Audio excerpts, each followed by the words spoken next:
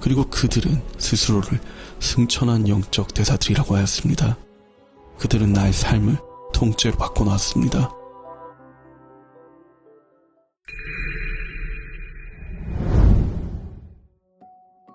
계시는 일시적이기는 하지만 의심과 두려움을 완전히 사라지게 해준다. 그것은 신과 그 창조물 사이의 전형적 소통 형태를 반영하고 있다. 여기에는 육체적 관계에서 간혹 추구되기도 하는 극도로 개인적인 창조의 느낌이 수반된다. 그러나 육체적 친밀함으로서는 그것을 이룰 수 없다. 나의 삶 속에서 섹스에 관련된 여러 가지 사실들을 발견했다.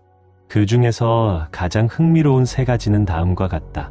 섹스는 자연의 모든 것이 그런 것과 똑같이 자연스러운 것임에도 불구하고 사람들은 다른 사람들이 섹스를 할 때 죄책감을 느끼게끔 만들려고 호시탐탐 기회를 노리고 있다. 죄책감을 느끼면서도 어쨌든 사람들은 섹스를 계속한다. 세욕에 사로잡힌 이 사회에서는 거론조차 되지 않는 사실이지만 섹스가 인간을 정말 행복하게 해주지는 않는다.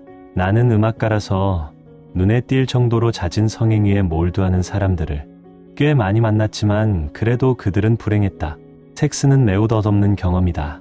사람들은 섹스를 많이 하는 사람들은 그 결과로 더 행복하다고 생각하지만 그것은 사실이 아니다. 어떤 사람이 만족스러워 보인다면 그것은 그가 일시적 만족과는 궁극적으로 무관한 모종의 내면적 행복을 가졌기 때문이다. 나에게 기적 수업이 좋았던 점 중에 하나는 거기서는 섹스가 문제시조차 되지 않는다는 점이었다. 사람의 행위에 대해서는 아무런 심판이 없었다. 유일한 문제는 자신의 정체를 육신으로 삼고 싶어 하느냐 아니면 영으로 삼고 싶어 하느냐 하는 것이었다. 영을 선택한다고 해서 그것이 곧 섹스를 해서는 안 된다는 뜻은 아니었다. 자신에게나 타인에게나 금욕주의를 고집하는 것은 용서가 아니라 심판이 된다. 그럼에도 원한다면 누구든 금욕주의를 택하는 것 또한 완벽히 올바른 일이다. 육신을 자신의 정체로 삼지 않는다는 것은 간단히 말해서 학생이 언젠가는 자신과 자신의 동반자의 진정한 본성이 무엇인지를 기억해내야 한다는 뜻이다. 사랑하는 사람들은 사랑과 결합을 표현하는 하나의 상징으로서 섹스를 할 수 있다. 중요한 것은 상대방이 실은 육신이 아니라 그리스도라는 사실에 대한 자각이다. 뜨거운 순간 속에서 그것을 일시적으로 망각하는 일이 있더라도 말이다. 그 대가로 상대방을 어떤 존재로 생각하느냐는 바로 그 자신의 정체가 되어 그의 마음속에 정착된다.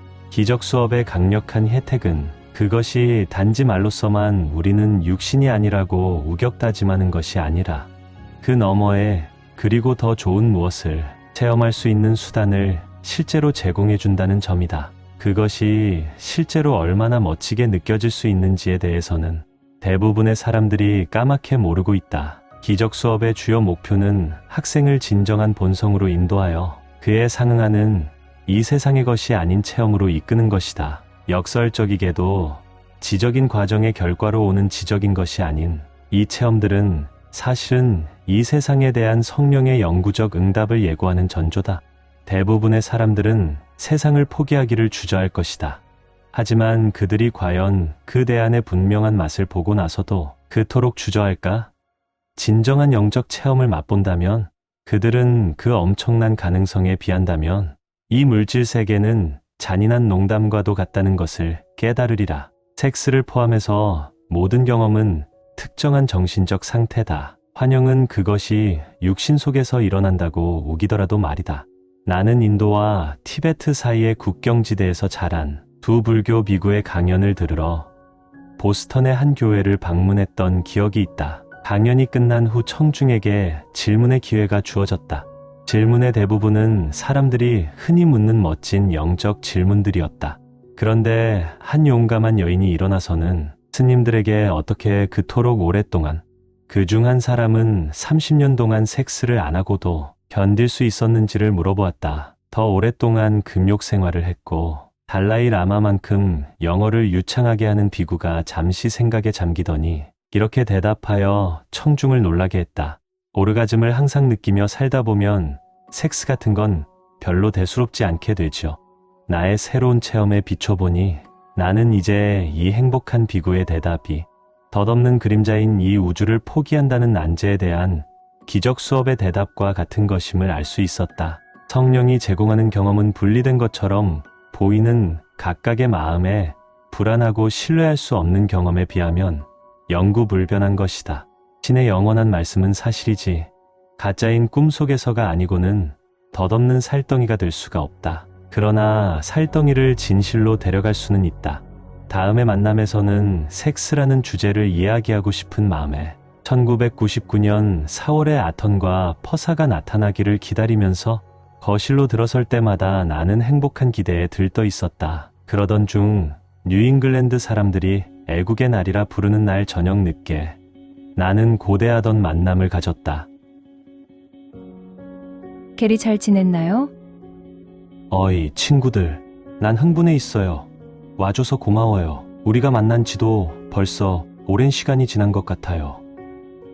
우린 언제나 여기 있어요. 당신이 우리를 늘 보지 못하는 것일 뿐이죠. 오랜 시간에 대해서 이야기를 하자면 오늘의 방문 이후 남은 마지막 3번의 방문은 모두 1999년, 2000년, 2001년 12월의 성탄휴일 시즌이 될 겁니다. 당신은 이미 용서하기에 충분할 만큼 많은 것을 알고 있고 당신이 선택한 길을 계속하리라는 것을 우리도 알고 있어요. 지금 우리는 그저 당신을 도와주고 당신에게 도움이 될 만한 몇 가지 소견을 말해주기 위해서 오고 있는 거예요. 섹스는 당신이 삶이라고 부르는 것의 일부니까. 그리고 당신이 그것에 대해 이야기하고 싶어하는 것을 우리도 이미 알고 있으니까. 자, 어디서부터 이야기하고 싶으세요? 언제나 핵심을 찔러주시니 고마워요. 유혹이 우리로 하여금 우리가 육신이라고 믿게끔 만드는 것에 대해 기적 수업이 가르치는 바를 이미 말해주셨지만 질문은 이겁니다. 당신은 내가 일상적인 삶을 계속 영위할 수 있다고 하셨는데 어떻게 하면 일상적 삶 속에서 기적 수업의 내용을 실천하고 그러면서도 이 꿈속 삶의 육신과 동일시하는 부분에 대해 찝찝한 기분이 들지 않을 수가 있나요? 그것의 정체를 기억하고 적당한 때에 그것을 용서함으로써 그럴 수 있습니다. 꿈은 아무것도 아니니 섹스 또한 아무것도 아닙니다. 하지만 섹스를 하고 나서 상대방에게 정색을 하면서 그건 아무것도 아니었어라고 말하지는 말기를 권해요. 내가 뭔가 잘못하고 있다는 걸 나도 알고 있었어요. 하지만 원하기만 한다면 언제든지 그 실상을 상기할 수 있습니다. 예컨대 기적 수업은 이렇게 말하지요.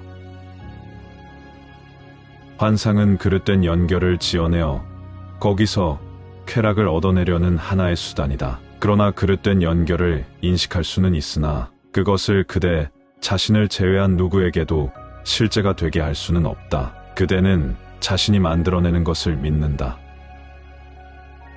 그러니 모두가 환영이지요. 그리고 그 중에서도 섹스야말로 그릇된 연결로부터 쾌락을 얻어내려는 시도이고요. 우리가 일종의 신의 대용물로서 성적 감각을 가짜 우상으로 삼은 사실도 바로 그 그릇된 연결의 하나라고 생각해요.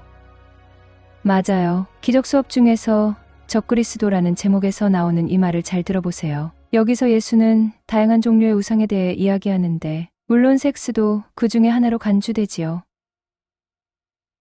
그것들의 형상이 그대를 기만하지 못하게 하라. 우상은 그대의 실상을 대신하려는 대용물에 지나지 않는다. 어떤 식으로든 그대는 그것들이 그대의 자신감과 마음의 평화에 반하여 모아들인 힘으로써 험난해 보이는 세상에서의 안전을 위해 보잘것없는 그대의 자아를 완성시켜 주리라고 믿고 있다. 그것들은 그대의 부족을 채워주고 그대가 갖지 못한 가치를 더해줄 힘을 가지고 있다. 먼저 자기 자신을 열등감과 상실감의 노예로 만들어 놓지 않고서는 누구도 우상을 신봉할 수 없다. 그리하여 그들은 자신의 열등한 자아를 등에 지고서 계속 힘을 찾아 헤매야만 한다. 세상이 반영하는 그 모든 비참한 것들로부터 떨어져 나와 고개를 쳐들 수 있도록 말이다. 이것은 그대를 세상으로부터 해방시켜 고요와 평화 속에 홀로 설 수 있게 하는 확신과 고요한 평온을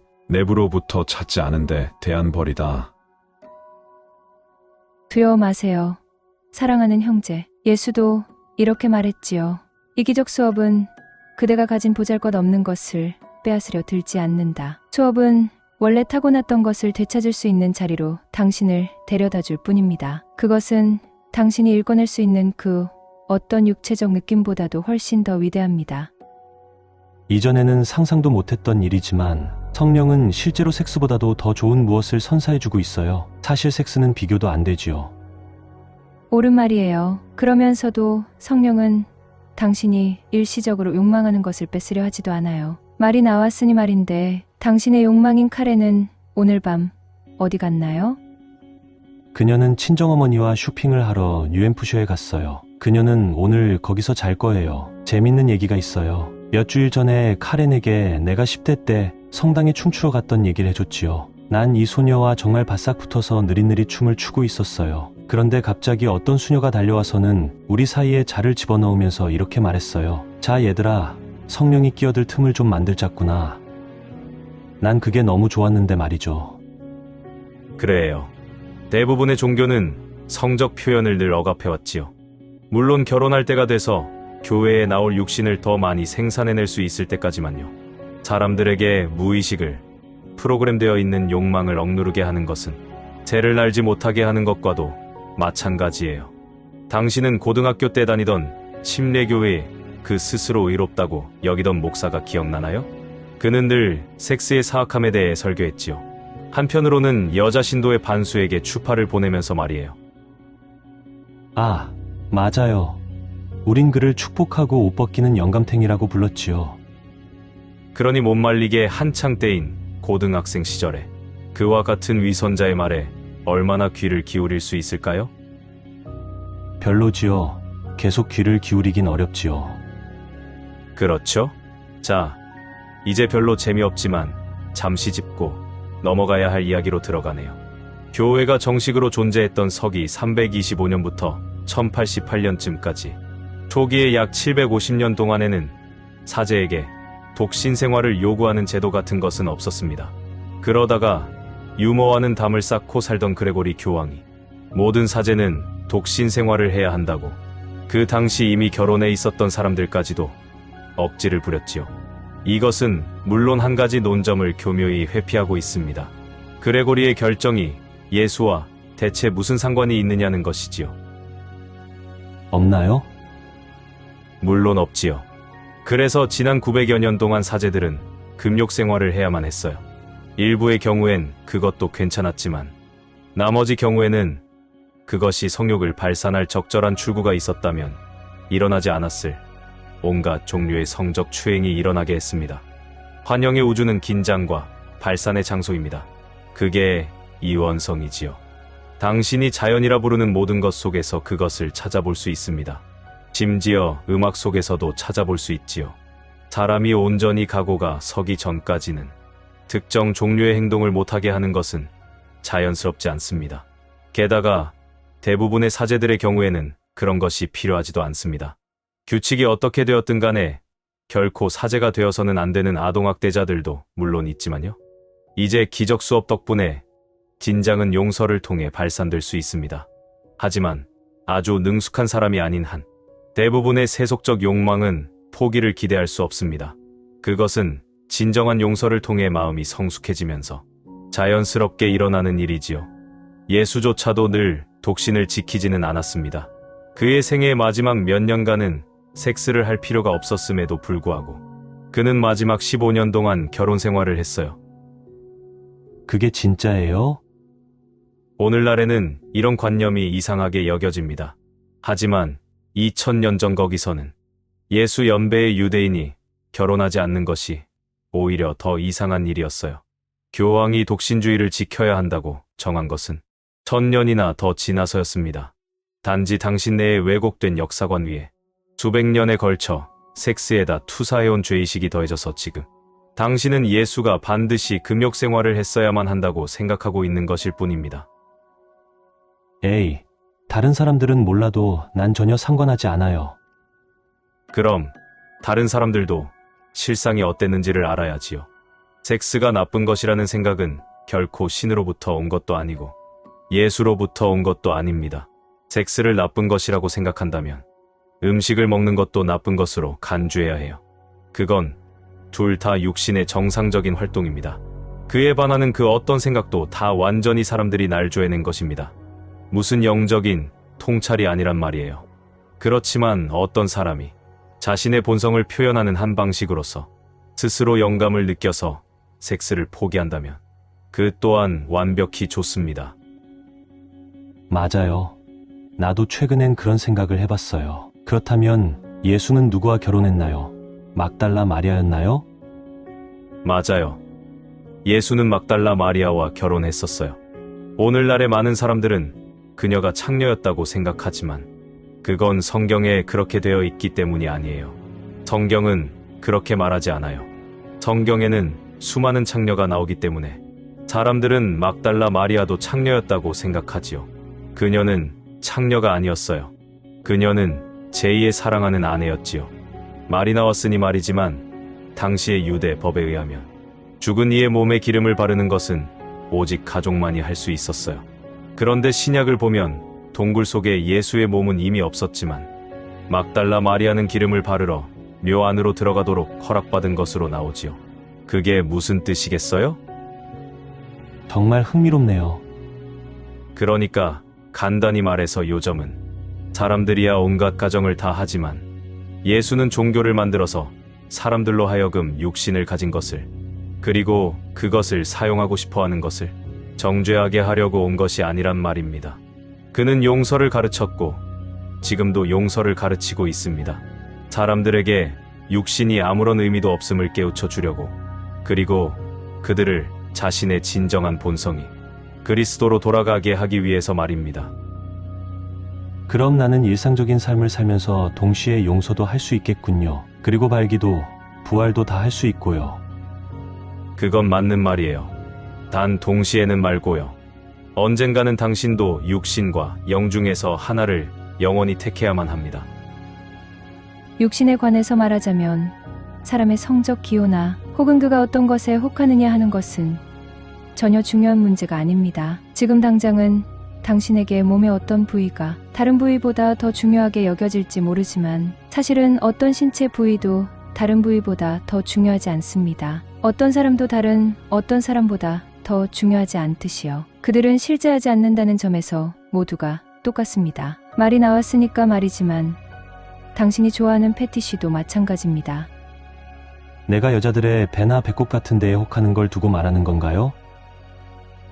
예, 아무튼 그쪽에 쏠리는 건 중동 사람들에게나 더 흔한 일이지요. 사람들은 마음속에서 그런 연결을 지어내지만 결국은 그것이 형상의 세계로 표출되어서 사람들로 하여금 특정한 느낌을 느끼게끔 만든다는 사실을 알아야만 해요. 간혹 그것은 당신이 남들과 다르고 그래서 죄가 있다고 느끼게끔 만들려는 의도를 품고 있기도 합니다. 신체의 성적 발달에는 두 가지 단계가 있다는 사실을 사람들은 잘 모르고 있습니다. 두 번째 단계인 사춘기에 대해서는 모르는 사람이 없지만 성적 기호가 대개 첫 번째 발달 단계에서 정해진다는 것은 대부분의 사람들이 모르고 있지요. 그건 아주 어린 시기에 일어납니다. 예컨대 아이는 엄마의 발치 주변에서 노는데 그러다가 그는 무의식 중에 발과 엄마를 연결짓습니다. 부모는 나와 신과의 관계를 대신하도록 만들어진 대용물이라는 사실을 염두에 두세요. 그러다가 사춘기가 되면 그는 자신이 여자의 발을 볼 때 성적으로 흥분한다는 것을 깨닫게 되지요. 아이의 어머니는 신을 상징했고 발은 어머니를 상징합니다. 그것은 단지 그릇된 연결 그리고 대용물로의 대체가 되풀이된 것이어서 대부분은 아주 단순합니다. 하지만 그 사실은 부인되고 또 외부로 투사되지요. 모든 것은 이미 정해져 있지만 그것이 세상 속으로 펼쳐질 때는 그런 식으로 보이는 것입니다. 당신의 경우에는 여자의 배꼽에 주의가 꽂힌 것입니다. 무엇이 사람을 흥분시키든 간에 그것은 언제나 아주 어린 시절로 그리고 그 당시의 무의식 속의 기억으로 저장되어 버린 어떤 연결물로 거슬러 올라갑니다. 그리고 그 연결이 나중에 특정한 성적, 욕망의 형태로 다시 떠오르는 것이지요. 말이 되네요. 난 그것 때문에 가끔 내가 남들과는 다르다고 느꼈고 내 생각에 그것은 거의 죄의식과 같은 느낌이었어요. 물론 이때는 용서하는 것이 올바른 반응이겠네요. 그렇죠. 당신의 기호야 어떤 것이든 간에 기억 수업은 당신의 행동을 바꾸기 위한 것이 아니라는 것을 명심하세요. 하지만 행동이 바뀐다면 바뀌도록 놔두세요. 바뀌지 않는다고 하더라도 그에 대해서는 신경 쓰지 마세요. 당신은 바뀌기를 원하지조차 않을 수도 있어요. 중요한 것은 당신은 전적으로 순결하다는 것을 이해하는 것입니다. 연결짓기에 관해서 말이 나왔으니 말이지만 남자들은 어머니의 자궁을 천국과 연결시킵니다. 여자들에게도 이런 연결성이 있긴 하지만 남자가 여자의 몸속으로 들어가고 싶어하는 형태로 더 많이 나타나고 가끔은 여자도 그런 면을 보이지요. 남자가 여자의 질을 통해 세상에 나와서는 평생 그곳으로 다시 돌아가려고 애쓰는 이유가 그렇게 설명되는군요. 성적 기호에 대해서 말인데 왜 중동의 해교도들은 마누라를 넷이나 거느리는데 미국 남자들은 하나밖에 못 가지는 거죠? 사실은 당신네 나라에서도 4명의 아내를 가질 수 있도록 되어 있어요. 단지 한꺼번에 넷을 가지는 것만 안 될 뿐이지요. 아, 그렇군요. 어쩌면 이쪽이 더 재밌을지도 모르겠네요. 다른 이야기로 넘어가죠. 여기서 더 어물거리다간 내가 곤란해지겠는거려. 허사, 당신은 여자들에게 섹스에 대해 해줄 말이 없나요? 당신은 여자의 섹스에 대해 신경 쓸 필요가 없어요. 여자들은 저희들끼리 다 얘기를 나누니까요. 사실 그건 하나의 예배의식처럼 되어 있지요. 마초병에 걸리지만 않는다면 여자들은 자기네들끼리 서로 도움을 주고받으면서 살아요. 다시 말하지만 때가 되면 그건 언제나 용서의 문제로 돌아가지요. 난 늘 내가 나이가 들면 정착해서 아이를 셋쯤 낳고 가정을 꾸리리라고 생각하곤 했어요. 지금은 모르겠어요. 특별한 관계는 모두가 과거나 미래에만 있는 것 같아요. 모든 심판이 그렇듯이요. 자식을 갖는 것이 잘못됐다고 생각한다는 뜻은 아니에요. 단지 자식을 가질 필요성에 대해 더 이상 확신이 없다는 거죠. 신과 하나 되기를 계속 실천하세요. 그러면 그 문제에 대해 인도를 받게 될 거예요. 세상의 구원자는 수녀들이 예수를 신랑으로 모시는 것과 마찬가지로 결국은 신과 하나가 됩니다. 하지만 당신이 준비되어 있지 않다면 지금 당장 그렇게 할 필요는 없어요. 게리, 도움이 될지 모르겠지만 당신은 이미 아버지입니다. 누가 그래요? 그럴 리가 없어요. 그런 종류의 아버지 말고요. 기적 수업에 나오는 흥미로운 말을 들려줄게요. 세상을 놓아주라. 그대의 진정한 창조가 그대에게 부성을 부여해주기 위해 그대가 세상을 놓아 보내기만을 기다리고 있다. 환영의 아버지로서의 부성이 아니라 실로 신으로서의 부성을 말이다. 신은 아들인 그대에게 자신의 부성을 나눠준다. 그는 자신인 자신과 또한 자신인 아들을 구별하지 않으므로 신이 창조하는 것은 신과 떨어져 있지 않으며 아들이 그와 분리된 무엇으로서 존재하기 시작하는 그런 일은 어디에도 없다. 멋지네요. 천국에서는 내가 실제로 신과 정확히 같아진다는 말이죠. 예, 정확히 신과 같아요. 그건 정말 대단하겠네요. 그렇지 않나요? 이해했군요. 용서로서 계속 자신을 준비시켜 가세요. 자신의 본연의 상태로 돌아갈 준비가 되면 당신은 신과 함께 거기에 있을 거예요. 그건 그의 약속입니다. 우리의 약속 따위가 아니에요. 예수는 계속해서 이렇게 말하지요. 환영을 거부하고 실상을 받아들이라. 그대가 죽어가는 세상 위에 잠시 드리워진 그림자라는 생각을 거부하라. 그대의 마음을 놓아 보내라. 그러면 세상이 놓여나는 것을 보게 되리라. 자, 우리가 돌아가기 전에 다른 질문은 없나요? 지금 당장은 떠오르는 게 없네요. 모든 게 한자리에 촉촉 맞아 들어가는 것이 재밌어요. 난 어릴 때 우리 세대가 부모님 세대보다 훨씬 더 멋지다고 생각하곤 했어요. 그런데 우리 부모님은 둘 다 음악가였죠. 모든 세대가 왜 저마다 자신들이 음악과 섹스를 만들어냈고 부모님 세대는 아무것도 할 줄 모르는 멋대가리 없는 세대라고 생각하는지를 이제야 알겠어요. 그런데 그들은 다시 미처 깨닫기도 전에 자식을 갖게 되고 그 자식들은 또 모두 자기들이 음악과 섹스를 만들어냈다고 생각하고 자기들의 부모 세대는 멋대가리가 없다고 생각하지요. 관찰력이 좋군요. 그건 다 유행과 호르몬 탓이에요. 하지만 그 배우의 실상인 에고의 분리의 관념만은 변함없이 똑같지요. 당신이 할 일은 그 관념을 성령의 사랑으로 바꿔놓는 겁니다. 그리고 이젠 이 형상의 차원에서조차 마음이란 것이 얼마나 강력한 것인지를 알겠어요. 여자아이들이 사춘기 성징을 더 빨리 나타내고 있다고 하는 신문기사를 봤는데 과학자들은 유전자나 사회환경 같은 물리적인 이유를 찾고 있더군요. 그들의 사고방식으로는 상상조차 못하는 것은 마음이야말로 그 주범이란 사실이지요. 물건을 파먹는 데는 성적인 이미지로서 사람들을 끊임없이 공략하는 방법이 최고라는 생각이 실제로 아이들의 신체 변화를 자극하고 있다는 사실 말이에요. 섹스를 단죄하려는 건 아니에요. 단지 이거야말로 유전자나 환경이나 진화가 아니라 마음이 신체를 좌지우지한다는 사실을 보여주고 있다고 생각하는 거죠. 당신 말이 맞아요. 육신과의 동일시는 육신의 현실성을 더욱 강화시킵니다. 반면에 영과의 동일시는 육신을 놓아보내게 하지요. 각자가 스스로 그 선택을 내려야만 합니다. 꿈속의 형상들을 용서하세요. 그러면 그 상으로서 당신의 참 자아가 돌아올 겁니다. 집으로 가는 길을 상기시켜줄 예수의 한 구절을 전해주고 가는 것이 가장 좋을 것 같네요. 우린 크리스마스 전으로 다시 오겠어요. 그때까지 성령의 목표와도 같은 당신의 목표를 늘 기억하고 이 말을 명심하도록 하세요. 용서받은 세상으로부터 신의 아들은 본향으로 들어 올려진다. 거기서 그는 자신이 언제나 그곳에서 평화롭게 쉬고 있었음을 깨닫는다. 구원조차 꿈이 되어 그의 마음에서 사라지리라. 구원은 꿈의 마지막 장면이니 꿈이 끝나면 그것은 아무런 의미도 없어진다. 천국에서 깨어있는 그 누가 구원이 필요한 꿈을 꾸려고 하겠는가?